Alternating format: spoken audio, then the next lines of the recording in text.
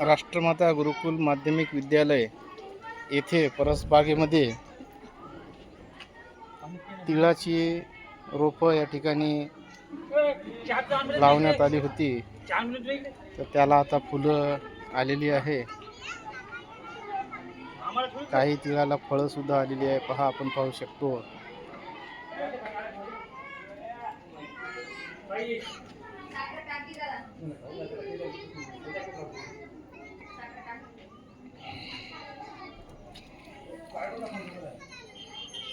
हे मिरचीचं रोप या ठिकाणी दुसरीकडे लावण्यासाठी तयार केलेलं आहे.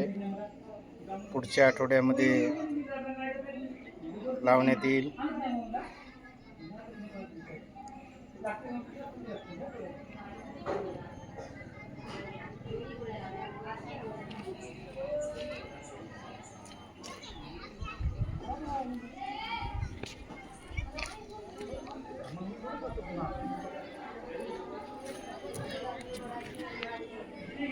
टोमॅटो,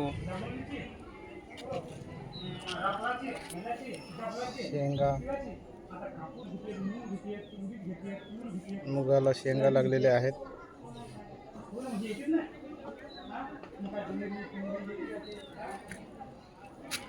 तिळाला सुद्धा फळं आलेली आहेत आता.